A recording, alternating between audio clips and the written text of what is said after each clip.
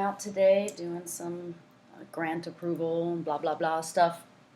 While I'm sorry not to be there with you, I actually am kind of happy to be doing this particular lesson as a video one because there's so many calculator keystrokes that it'll be nice for you to have this video maybe to go back and forth, pause, or make sure that you get everything down. You should have two handouts, one a note sheet and one a homework from the substitute. And get out your calculator. Let's start with this warm-up. You don't have to put this warm-up in your warm-up book. There's too much going on here. There really is just a bunch of directions. But if you would get your calculator out and enter this data into L1 and L2, and it's asking you, right, some data between compensation, dollars per hour, number of employee, and we're looking at that relationship. So hopefully you've had some time to get this data in, and doing a stat plot of this data, right, means that you're going to go to your stat plot and turn it on and hit zoom 9. And there's my data. Looks like a bit of a negative correlation, right? Somewhat linear, possibly. So I want to do a linear regression and get a best fit model like we did in AAF, right, with our Barbie data and our Turnpike data. Remember all that? So let's hit stat and arrow over to calc and do a linear regression.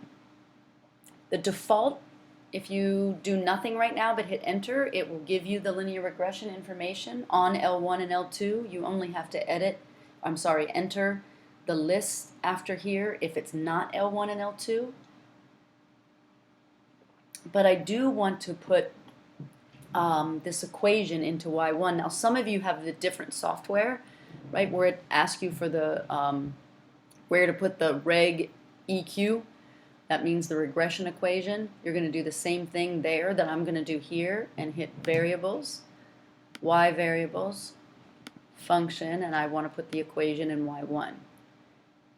Hit enter, and notice I get the slope A, negative 6.2-ish, and the y-intercept 44, almost 45. And if you hit y equals, you'll see that the equation is there. And I'm going to hit graph, and you can see that the line does a pretty good job of running through the middle, right? You have some data above the line and some data below the line. Some of you probably from AP Stat have heard about the correlation coefficient or the coefficient of determination, and to get that to show up on my calculator, I reset my calculator. So audit the reset is to not show the diagnostic tools.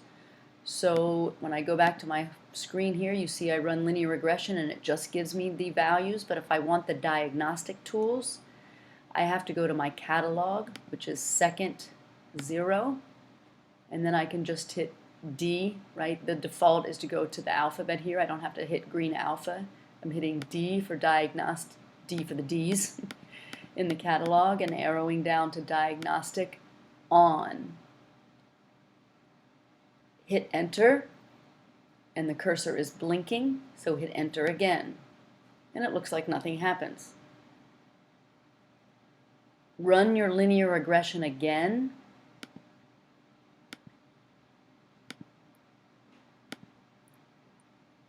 right? Putting the equation in Y1, but notice when I do that, this time I get both R squared and R. So right now I just want you to write those numbers down. The calculator usually writes R squared with the little r. Technically it should be a capital R, but you'll see me go back and forth between little r and capital R with that. Okay, so for the warm-up, this is what we've done. We were able to enter data. We were able to look at its stat plot and use our calculator's regression feature to get a line. Look at the line and say, that's pretty good.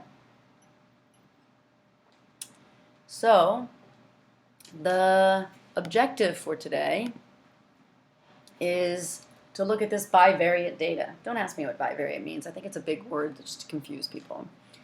But to talk about correlation, regression, and re-expression. of data. So there's a link if you want to go to this website, a link where it just gives you generates a bunch of data sets and you can kind of guess the correlation, which is kind of cool. That's there for your pleasure, if you like. But the correlation coefficient really is called the Pearson product moment correlation coefficient, and it is denoted by lowercase r.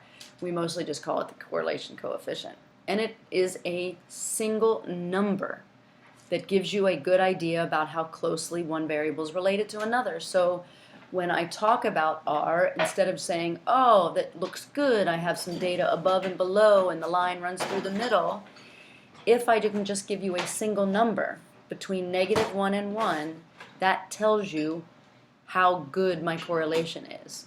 The closer to -1 or 1 that the correlation is, the stronger it is. 0 is the worst correlation. Remember, correlation does not imply causation, right? I mean, this data looks pretty linear and looks correlated, but really, are you really going to say that the ice cream sales depends upon the amount of sunglasses sold? I don't think so. The coefficient of determination, usually as I said before, capital R squared, but also little r squared, as the calculator will show, is called the coefficient of determination. Since it's little r and it's squared, do you think you're going to get any negative values out of it? No. But it is, again, a single number. But this single number really represents a percentage, right? It's a percentage of how well your model, your prediction model, your y equals, right? Your y equals is a prediction model. It's not the actual data. The data is scattered. But the linear model predicts y values. How good is your prediction model? Well, if your r squared is 1, that means 100%. That means it nails the data 100% of the time. As you could see by that graph, we don't have an r squared. And you saw on your calculator, we don't have an r squared that is 100%. So it is a percentage between 0 and 1. The closer the percentage is to 1 or 100%, the better. Oh, sorry. And the percentage kind of explains the variation, what percent of your actual y values are predicted well by your model. So correlation coefficient, coefficient of determination are two single numbers that can give you a good idea as to how well your linear model fits the data. The residual plot is a graph that gives you an idea about how good, not your scatter plot and not your model. Residual plot is a plot of the errors of each data point to the best fit line is. Just like a good correlation coefficient will be closer to -1 or 1, a good coefficient of determination will be close to 1. A good residual plot will have small distances and that are random. And I'll show you what that means. If you make a scatter plot and you see a pattern, a linear pattern, a quadratic pattern, an exponential pattern, that's a clue that despite your correlation coefficient and coefficient of determination, your residual plot is saying, no, I don't know that your linear model is the best model you could come up with. And that's a foreshadowing of where we're going with re-expression. Now, I want you to look at what I'm going to do here with my calculator, and what I have actually here is incorrect, and I'm so annoyed that I captured this. Right over here, this is actually backwards. We are not going to do, in Y3, we are not going to,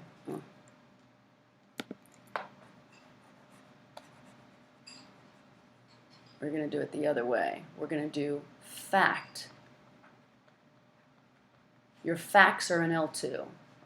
Facts minus prediction. And your predictions come from your equation in Y1. So hopefully your Algebra 1 function knowledge, right, how do I get predictions out of my model? Well, I go to my prediction equation and I plug in all my x values, right? And again, it doesn't really matter the order that you do this, but I like to do fact minus prediction because then in my residual plot, all of my residuals that are above the x-axis represent data points that are above the line.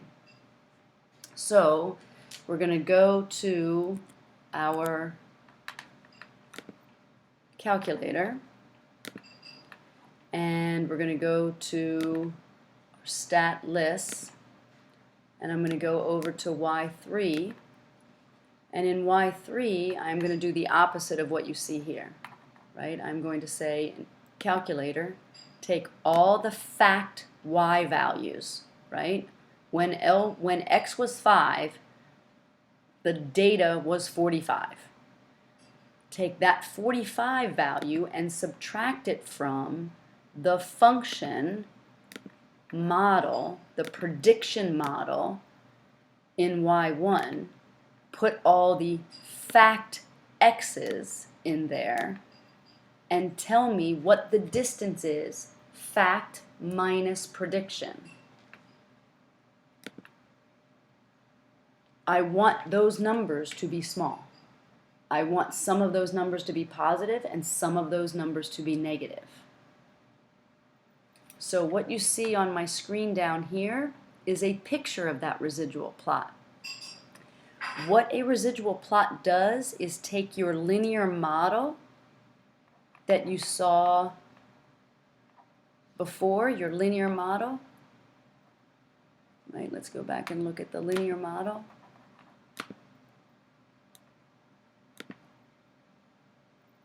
Oh, it's on the calculator, sorry. The linear model, and it lays the linear model down on the x-axis, and each one of these points is how far off your fact is from your fiction line. This data point, right, the actual fact is higher than my prediction line model gives me. This data point is lower than the prediction model gives me. So how I create a picture of that is to go to my stat plot, and I'm going to go to my stat plot 2, turn it on, and I'm going to plot L1 versus not L2, but L1 versus L3. Then I'm going to go to y equals, and I'm going to turn my equation off because I don't want to see it. And I'm going to turn plot 1 off, and now I'm going to hit zoom 9 again. And there's my residual plot. If you hit trace, when x is 5, I'm 3 units off from my fact is 3 units off from my prediction model. If I hit the right arrow, my next data point at 15 is 3 units below the prediction model. When x is equal to 18, I'm 3 units above 3-ish, right? Now I'm closer, only a half, my error. These y values are the error in your model. So this, if you think of the x-axis as your model, right, your linear model laid down on the x-axis, and these are all your data points, you can see that you have scattered and random, right? You have some above, some below. 1, 2, 3, 4, 5 data points above, 1, 2, 3, 4, 5 data points below. Your highest residual, your highest error is 3.3-ish when x is 18, and your lowest residual, your lowest error, is -5.3 when x is 25. All things I can read from my residual plot. Right? So I have 3 pieces of information right now. I have a correlation coefficient that was, right, 88%, and I have a correlation I'm sorry, a coefficient of determination that was 88%, a correlation coefficient that was negative because my data was decreasing at 0.9, so close to -1. And again, if I turn on my equation, turn on plot 1, turn off plot 2, hit zoom 9, this does look like a pretty good fit, right? Here's my data point. When I hit trace, when x is equal to 5, the fact is 45. How far is this fact from my model, from the prediction line? Because my model predicts 41 when x is 5. My model predicts 41 when x is 5. My actual data fact was 45 when x was fact. How far off is that? The residual. This far, right here. This far. Right? So just good information. 2 numbers, 1 graph to describe how good a linear model is.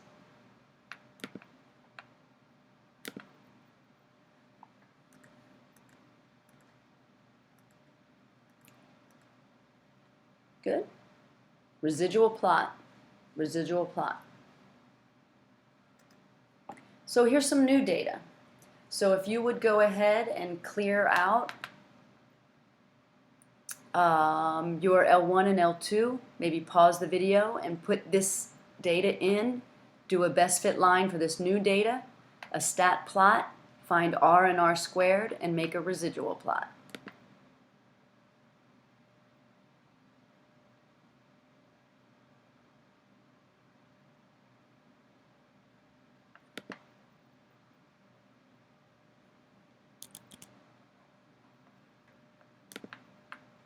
Okay, so maybe if you've started this, I went ahead and put this data in L5 and L. So I'm going to go up, clear, and down, up, clear, and down, up, clear, and down, and then into L1. I'm going to put the stuff I have in L5. And in L2, I'm going to put what I have in list A. Oh, it doesn't like that, darn it. I didn't think so. Oh well, I'm going to have to type this in myself. So bear with me while I put in the 12.5.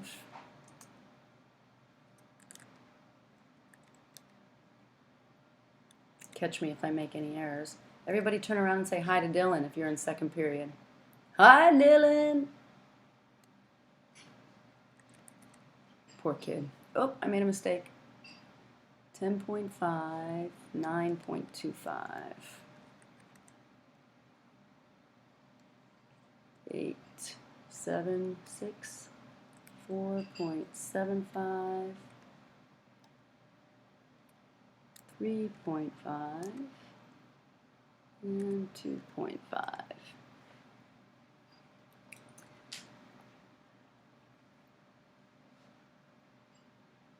So that's the data, time, and depth of water in an urn.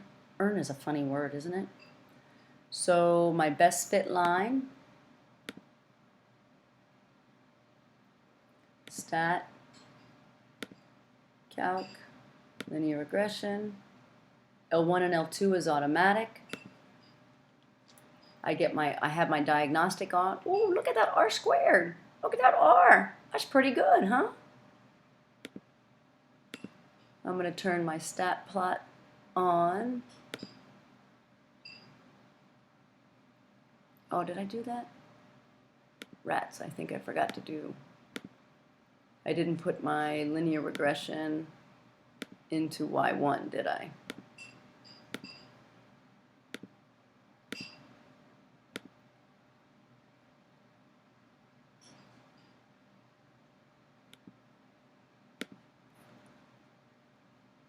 Wow, that looks pretty good, huh?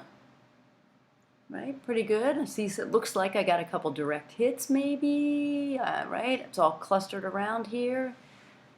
And again, my r squared, you've written down your r squared, right? I would put down 0.99, 0.987 maybe, and my r is negative, right? Because a negative correlation again, pretty darn close to 1. I'm feeling pretty good about myself in this model. But look what happens when you make a residual. Now some of you probably again from AP Stat know this shortcut to residual plots, but I wanted to go through the process before of what a residual plot actually is. But this time I'm going to go down to 2, and instead of creating the residual plot by hand in L3, if you hit second stat, oh no, I forget where this is. Oh, it should be number 7 for 6 or 7 for you. These are my extra lists that I put in. Anyway, look for resid when you go to second stat. Look for resid for residual and put that right there. Go to y equals, turn your equation off. Turn plot 1 off. Turn plot 2 on and hit zoom 9. And there's my residual plot. And you can see I captured that down here. So my r squared was good, and my r was good, but my residual plot shows a pattern. So my residual plot says that a linear function might not be the best. That kind of throws r and r squared out the window. I might cry.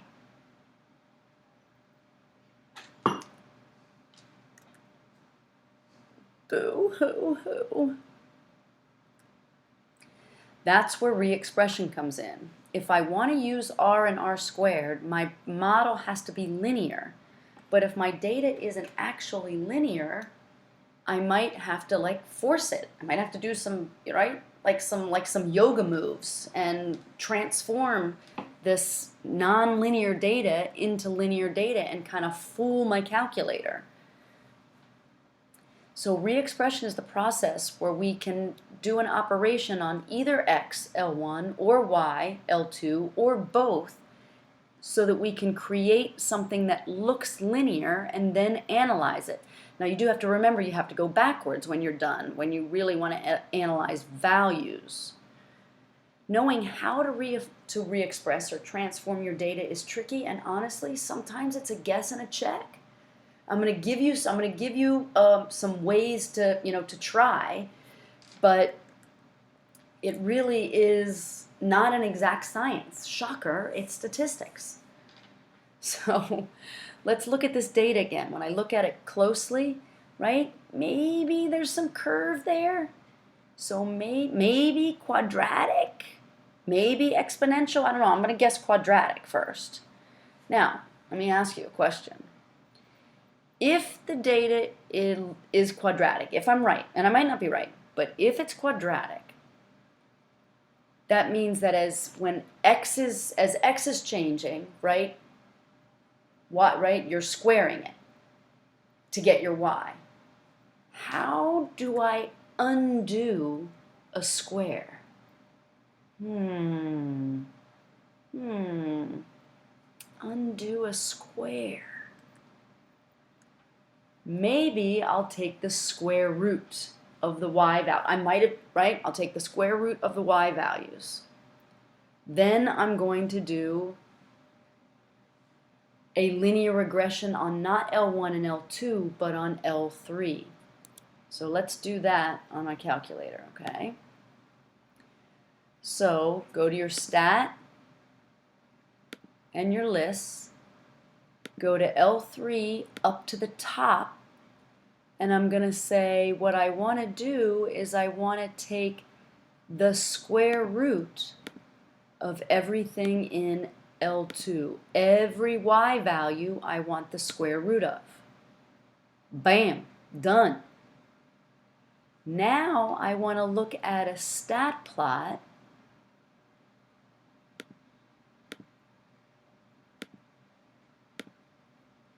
not of L1 versus L2, but I want the same x's versus the square rooted y's.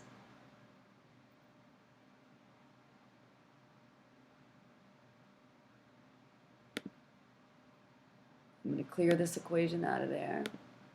Oops, I don't want that second plot on. That doesn't look too much different. But I'm going to run a linear regression on this, right? So look, those were my old, that's my old linear regression. I'm going to run, a linear regression. But I'm going to run a linear regression on L1 compared to L3 and plot that in Y1.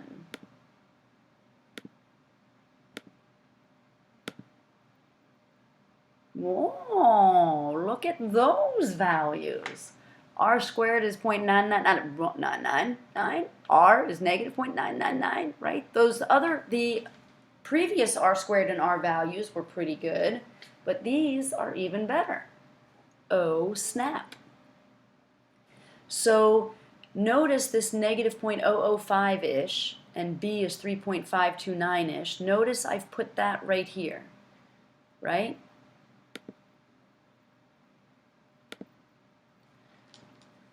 So, but I've got the square root. That's the square root of the y's is equal to this line. And I got good values out of that. But I don't want the square root of y. I want y. So now I have to go backwards, right? And square both sides. Now don't you dare distribute that square. I did this math for you, and I foiled that out. I actually did get an x to the first term, but it was so insignificantly small, so many decimal places, that I just went ahead and made it 0. And this is the quadratic of best fit that I got. Now you're gonna laugh and you're gonna say you went through all of this nonsense for nothing, because look at what I could do. If I thought the data was quadratic, hello. I go and I ask the calculator to do a quadratic regression on L1 and L2. L1 and L2, not L1 and L3, L1 and L2. And look what look what it gives me. Oh, snap. My mind is blown. Look at that A value. 2.5 times 10 to the negative fifth. Guess what that is? Bam. Your linear value is really, really small and insignificant, so that's actually just rounding issues. And there's the C value I got. And look at, oh, capital R squared. All of a sudden the calculator understands that it's doing an re-expressed. How do you think the calculator comes up with this stuff? Oh my gosh. Anywho. So, mind blown. So, what is your responsibility for re-expression? Here's a table of the experiments, and I could have listed more. I didn't even put the square root one there of what we just did. Below is a table of more experiments we could do. And remember, you can experiment with X or Y or both. If your regression model is linear, really, you don't really have to pay attention to this middle one. What you're doing is you're taking your old X and Y and leaving it X and Y and doing a linear regression model. If I want to do a LN, natural log model, I would take X and Y and I would take the natural log of the L1 or the X's versus Y and then do a linear regression on these values. I could also do a regular log. That's the next example we're going to do. We're going to do we're just going to log base 10 manipulation. An exponential manipulation is where you take each x and y, you leave x alone, but you take the natural log of y. A power function, you take the natural log of x and y. You take your old x and y, and you take and if this was an L1 and L2, I would ln L1 and ln L2. A quadratic, this is, oh, I did put it there. This is what we did, right? We did this one. So my steps are transform one or both lists. Either I'll tell you how to transform it, or on your homework, I'm going to make you try a bunch of them. You're going to, once you transform the data, then you're going to run your linear regression on it, and you're going to look at R and R squared. I'm not going to make you look at residual plots for all of these. Just look at the R and R squared, decide who is best. So if I ask you to run a linear regression, give me the R and R squared. Then I want you to transform, let's say I ask you to do a natural log transformation. Do this transformation, tell me what the new R and R squared is, and then between those two, tell me who's best. Once I decide who's best, I need to undo the transformation and get y and or x back to normal. I know, it sounds like a whole bunch of calisthenics, yoga, right? Twist yourself up in a pretzel and then untwist yourself. So here's our next data set. This is, I think, in your note sheet, where here's the following population data. When I graph it, it looks I could run a linear regression on this, but come on, right? Population isn't linear, right? What are you going to do back here, right? And it's going to go on, you know, the end behavior of a line, right? Most population is modeled by exponential, right? Logarithmic, really, but exponential will be good enough for us. So if I think the data is exponential, right? Think about before. We thought the data was quadratic, and we thought, how do we undo something squared? Well, if I think the data is exponential, how do I undo something exponential? Oh, those logs, they just keep coming back at you, don't they? So we're going to do log base 10 of the y values and put them in L3. So go ahead with your calculator, and in your stat, right, and if you want to pause and do this, right, clear your lists out.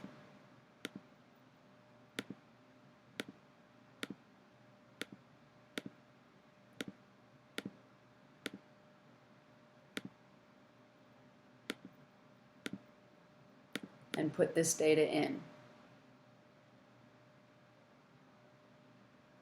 I'm just going to use 0. Right? I'm going to do 0, 10,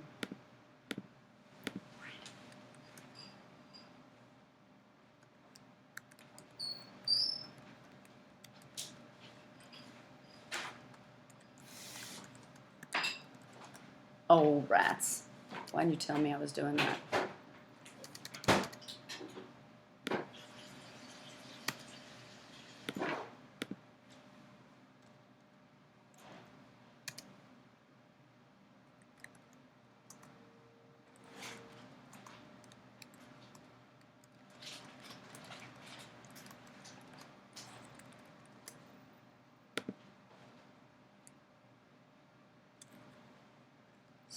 $76, $92. This is so annoying, isn't it? $106.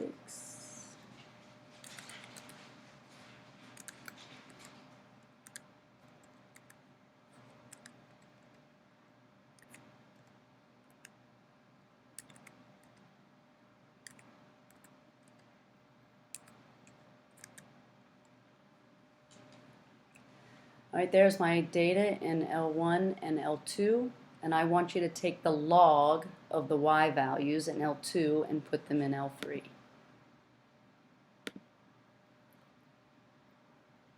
All right, so go to L3 and say, I want to take the log of everything in L2.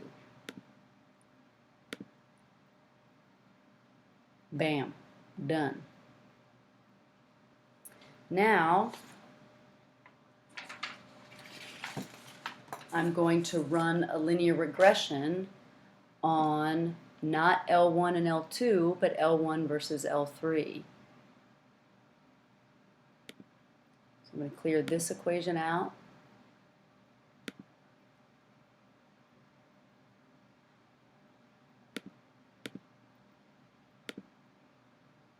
I already have this L1 versus L3 here. There's the data, and you can see it in my picture here too. But this is just the regular data. This is after I've logged the values, right? So now I am going to run a linear regression. Don't forget though, on L1 versus L3, and I'm going to put that equation in Y1.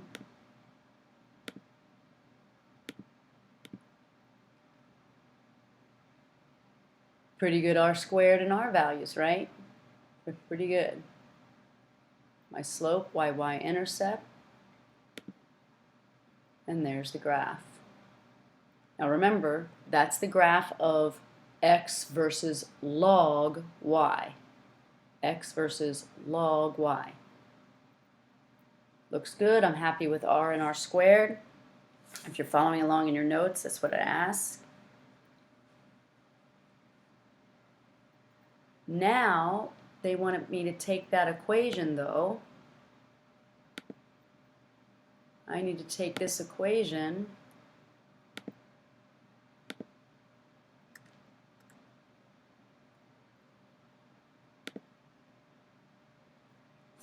and do some math on it. Pen is not operating as well as I would like it to. Gosh darn it. So we had, remember, we had log y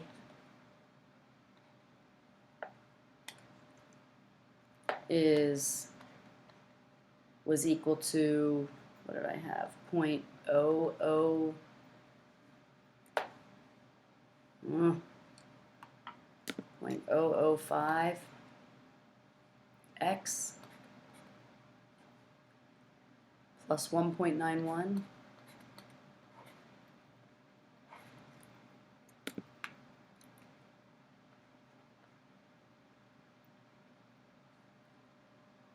Right, that's the, right, rounded a little bit.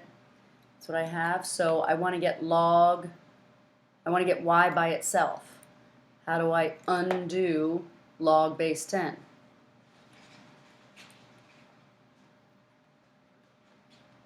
Right? Logs and exponents of the same base undo one another, so that's y. This is now 10 to the 0.005x plus 1.91. But don't forget your exponent rules, right? That's really 10 to the 0.005x times 10 to the 1.91, right? Well, get your calculator out and tell me what that is. That's just a number, right? 10 to the 1.91. I got just about 80 with that. So y is equal to 80 times 10 to the 0.005, some more exponent rules, to the x. Yes? Well, get your calculator out and tell me what that number is.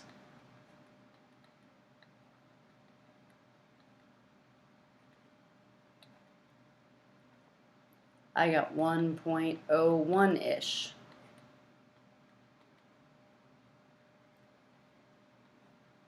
This is my exponential model that I got from doing a re-expression. When we indicate that we have a model, this little hat, and that's not my language, that's actually mathematical language. You put that little, look, if any of you take French, I think that's the, is that the circumflex or the, I think it's the circumflex. I don't know, I can't remember. Anyway, it's called y hat in math. So a prediction model, to tell you that doesn't give you actual values, that gives you predicted values, put a little hat on top of your y. Now, remember, we did all this nonsense just to show off because we have a calculator that can run an exponential model, right? Hello. So if I do stat, calc, and go down here to exponential model, exponential regression, on L1 and L2, ready for your mind to be blown? Mind blown! Look at what A is, 80-ish. Look at what B is, 1.01-ish. OMG. Of course you're saying, guys, why can't I just push the exponential regression model then? Well, because you've been exercising your brain, right? So your homework, you are going to be asked, like if you look at your homework sheet, number 3 on the back, right? I give you a short data set, and I ask you to make a linear regression model, write it down, and tell me what the r and r squared is. Then I ask you to take a find a natural logarithmic model, which means you're going to take the natural log of L1, right? So in Y3 for that one, you would hit stat, arrow over to calc. No, you wouldn't. You'd hit stat, edit. And in L3, you would hit, I want the natural log of what's in L1. Bam. Now, oh, it's giving me an error because I have bad data, right? Because you can't take the natural log of negative numbers. But there, this data in number 3 will be okay. But don't forget that if you manipulate your x's and you put that in L3, when you do your linear regression, you're going to have to do the linear regression of L3 versus L2, right? So just make sure you try to keep all that in mind. And then for number 3, you're going to, for each one of those 3b and 4b, you're going to have to do this kind of math here, where you solve your linear regression for y, right? You're going to have to remember some of your exponential rules, your E rules, but use this example to get through it, okay?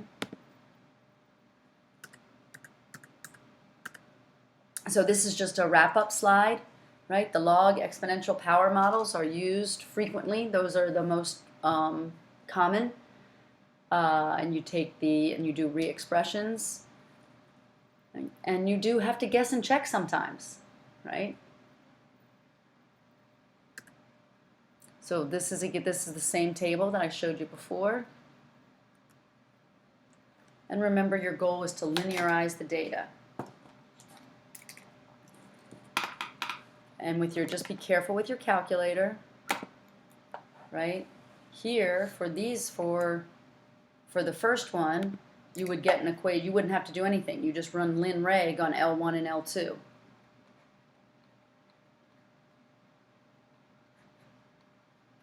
Right? But for this one, you would get, right? You would say the natural log of L1, and you would put that in L3.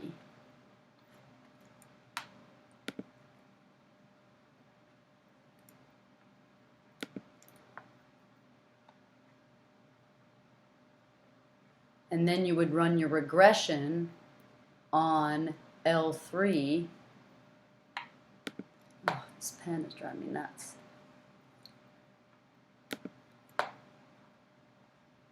Versus L2.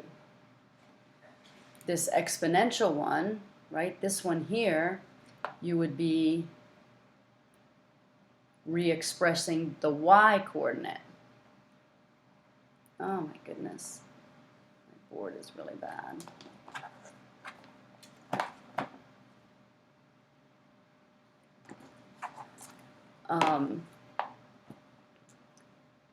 So in that case, you would be doing the natural log of L2 And then when you did your linear regression, you would be doing your linear regression on L1, comma, L3. Here, you're going to take the natural log of both the x and the y. So you would do the natural log of L1, and you'd probably put that in L3. Then you do the natural log of L2, and you'd put that in L4. And then when you did your linear regression, you would be doing linear regression of L3 versus L4. Okay, and this one we already did. All right, have a swell time with this. I will see you tomorrow. Remember, this is the last objective for the test. Tomorrow we're going to be doing an IB problem with partners and calculator, and we will then do a little review book. I will hand you the Unit 9 review, and we will and the little review book and the review won't be due until Wednesday, right? But don't put it off. All right, I will see you tomorrow.